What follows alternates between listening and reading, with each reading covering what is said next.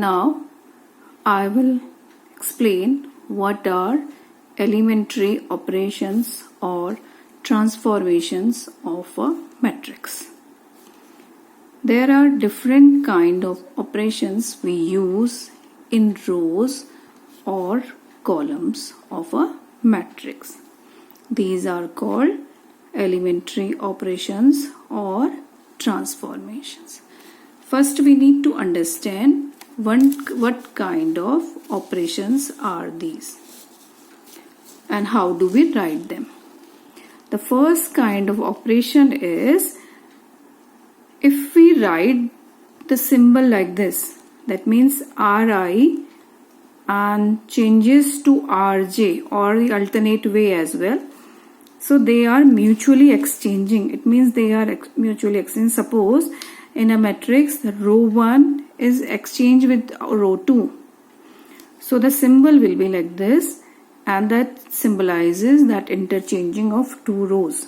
Or if Cj is interchanging with Ck, that means any column with a different column, then or C2 is interchanging with C3 column. The first kind of transformation is written like this when we interchange the two rows or column. And we'll do a question here. What is that question? Suppose A is a 3 by 3 matrix here. And what happens as per the explanation? Applying R1 changes to R3. That means we are interchanging R1 and R3. So here my R1 was 413, which will be now written as R3. So and R3, which was 129, it will take the place of R1. So here if I apply R1 to R3, that means this way we'll be writing R1 will come here in place of R3 and R3 will in place of R1 and no change in R2. Again for the same, if I apply C2 interchanging of C1 to C3, what happens? C2 to C3, my C2 column is this and C3 column is this. So what happens now? C1 remains the same, C3 comes in place of C2 and C2 in place of C3. So 152 will come here, 152, and 309 will come as in the second place. So this was the second rule. First rule. What is the second rule? The second rule is that multiplication of all the elements of any row or column by a scalar k is denoted by. How do we denote it? If there is a change we want to put, and we can write Ri goes to k times Ri. Suppose for row 1 we are applying, so we will write R1 goes to, applying R1 goes to twice of R1. Or if to any column Cj changes to KCj, that means if I am applying C2 changes to 1 by 3 C2.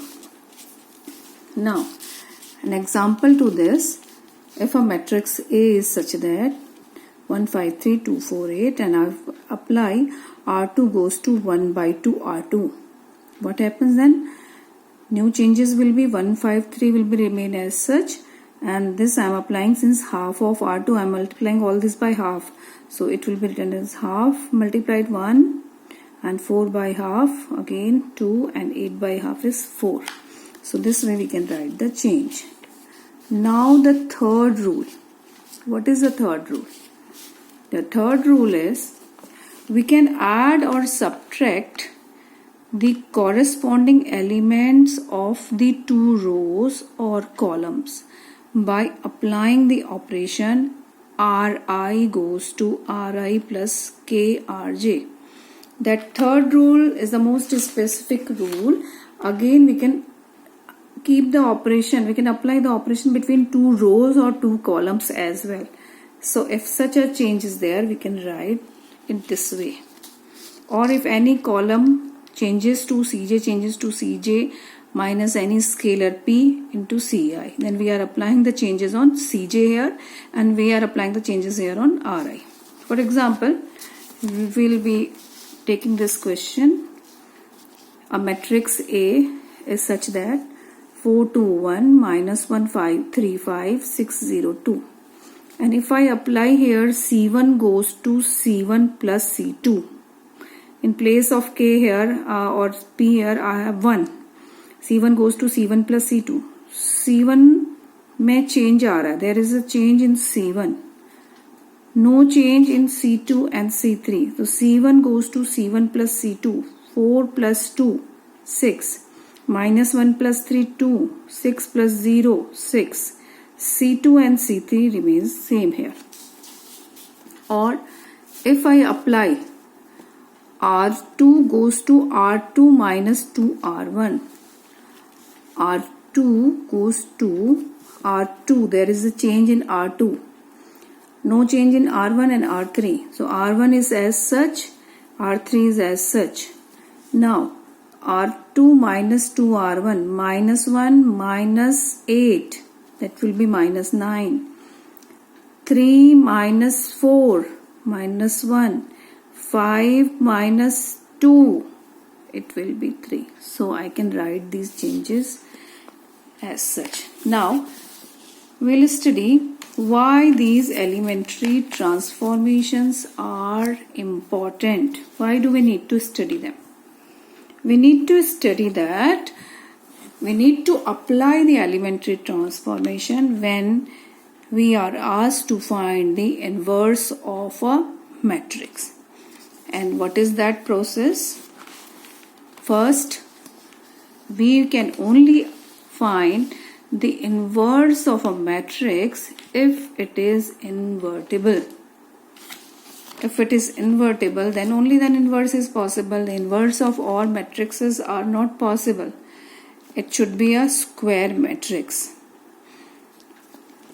If A is a square matrix of order M and B is another square matrix of order M, such that product of AB is the same as product of BA and their product comes as identity.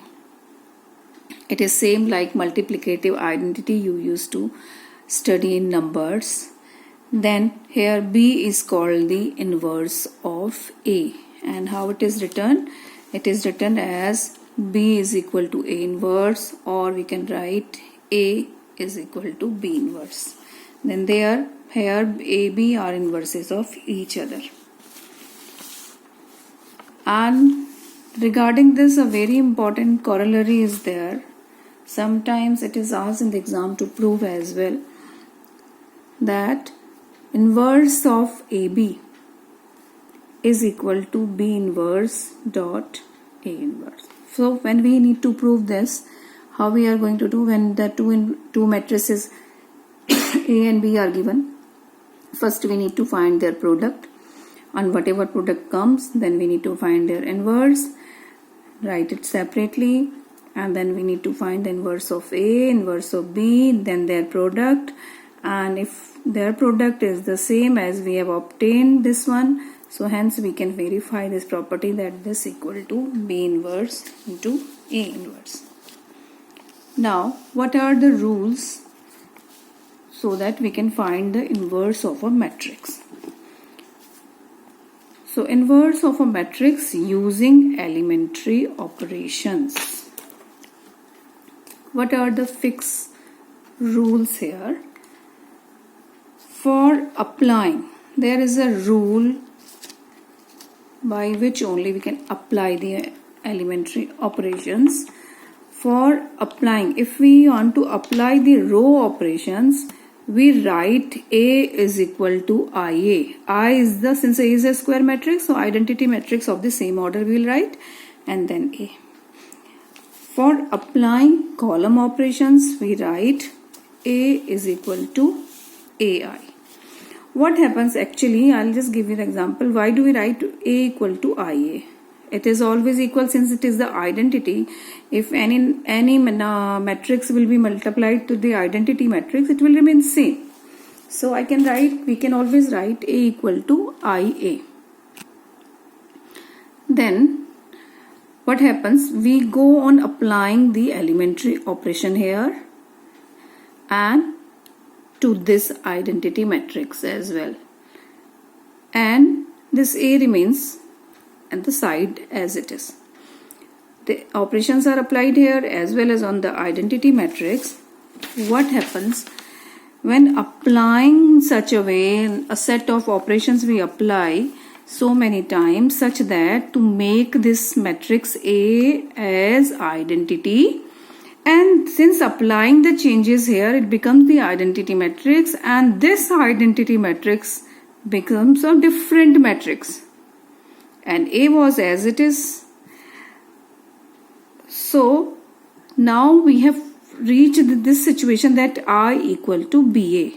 So again their product is coming identity, so we can say here the B matrix obtained here is the inverse of A. So this was the set rule. Let us do an example of finding the inverse of this matrix of order 2. And there is a set rule that for every matrix the inverse is not possible. How do we check? Like in exercise 3.4, there is question number 12 and 14. If we apply one operation, one row operation or column operation, then if all the elements of a particular row or column become 0, if all the elements become 0, then we say that in that case A inverse cannot find, or A inverse doesn't exist. Now let us come to this question. I have chosen a matrix of order 2 and I will be applying row operation. How I'll be applying row operation? I will again write in this way, A is equal to IA. So I will be writing my A as it is given here the same way, identity matrix of order 2 and A. Now applying, since I need to say that I need to understand the thing that I need to bring 1 here, 0 here, 0 here and 1 here for making it identity. So how can I bring it 1? So I can easily say if I multiply it by 2. In some of the books or in some of the tutorials they simply divide, but I always do that thing in the last because that becomes very complicated and it tends to lot many mistakes. So we'll be applying here the simple C. If I multiply it by 2 and subtract this, so this way my 1 will come here. So I apply here R1 goes to twice of R1 minus R2. So there is change in R1, no change in R2. R2 is noted the same, and R1, that is 2 times 3 minus R2. 6 minus 5, 1. 2 times R1 minus R2. 2 2s are 4, minus 4, 0. 2 times R1, 2 minus 0, that is 2 here. 2 times R1, 0 into 2, 0 minus R2, that is minus R1. Again, what I need to apply? Again this my first row is anyhow done. So I can find, I'll try to get the 0 again. So which can be I can obtain by applying R2 goes to R2 minus 5 R1. So this is 0, R2 minus 5 R1. This will give me 4. No change in R1. R2 goes to R2 minus 5. This is minus 10. Minus 1 plus 5. That will give me 6.